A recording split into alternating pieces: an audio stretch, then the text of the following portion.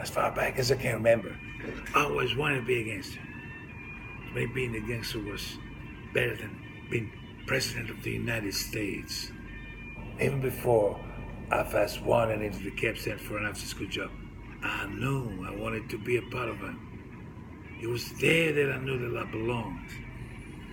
To me, it meant being somebody in a neighborhood that was full of nobodies.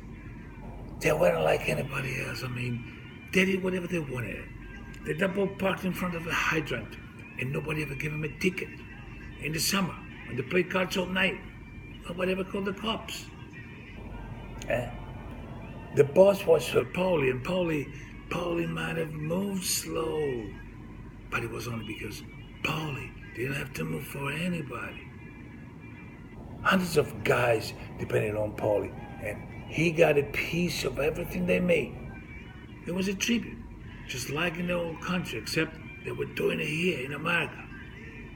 All they got from Paulie was protection from other guys looking to rip him off. And that's what it's all about. That's what the FBI could never understand. That what Paulie and the organization does is offer protection for people who can't go to the cops. That's it. That's all. They're like the police department for wise guys. For us, to live any other way was nuts. So it's good people who worked shitty jobs for bum paychecks and took the subway to work every day, worried about their bills, were there. I mean, they were suckers. They had no balls. If we wanted something, we just took it. If anyone complained to us, they got hit so bad, believe me, they never complained again. For most of the guys, killings got to be accepted. Murder was the only way that everybody stayed in line. You got out of line, you got whacked. Everybody knew the rules. But sometimes, even if people didn't get out of line, they got whacked. I mean, hits just became a habit for some of the guys. Guys would get into arguments over nothing, and before you knew it, one of them was dead. And they were shooting each other all the time. Shooting people was a normal thing. It was no big deal. We had a serious problem with Billy Bats, though. This was really a touchy thing. Tommy killed a mad guy. He was part of the crew we're talking about. And he was considered untouchable. Before you could touch a mad guy, you had to have a good reason. You had to have a sit down. And you better get in okay, or you'd be the one who got whacked. Okay? So, when they killed him, when they killed Tommy, it was revenge for this Billy, for this Bats, and a lot of other things, And there was nothing that we could do about it. Bats was a made man, and Tommy wasn't. And we had to sit still and take it. It was among the Italians. It was real greaseball shit. They even shot Tommy in the face so his mother couldn't give him an open coffin at the funeral. And if you're part of a crew, nobody ever tells you that you're going to kill you.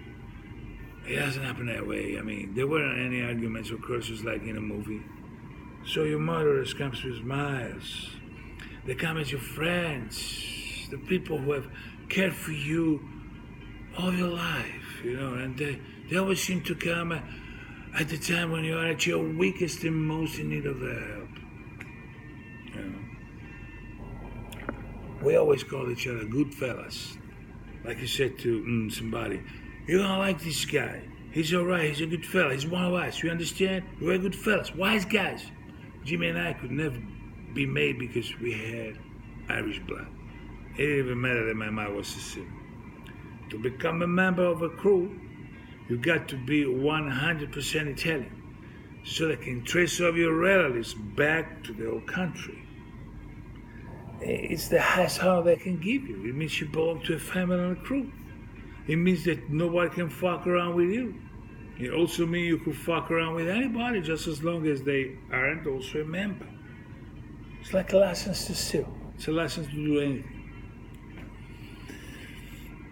The hardest thing for me was living the life. I still love the life. And we were treated like movie star with muscles. We had it all just for the asking. Our wives, our mothers, our kids. Everybody rode along. I had paper bags filled with jewelry stashed in the kitchen. I had a sugar bowl full of Coke next to the bed. Anything I wanted was a phone call away. Free cars. The keys to a dozen hideouts, flats all over the city. I'd bet 20, 30 grand over a weekend. And then I either blow the winnings in a week or go to the Sharks to pay back the bookies. Didn't matter. Didn't mean anything. When I was broke, I would go out and rob some more. We ran everything. We paid off cops, we paid off lawyers, we paid off judges. Everybody had their hands out. Everything was for the taking. And now it's all over. That's the hardest part. Today everything is different. There's no action. I had to wait around like anyone else. Can't even get decent food. Right after I got here in the witness protection, I ordered some spaghetti with marinara sauce and I got egg noodles and ketchup. I'm an average nobody. Get to live the rest of my life like a schnook.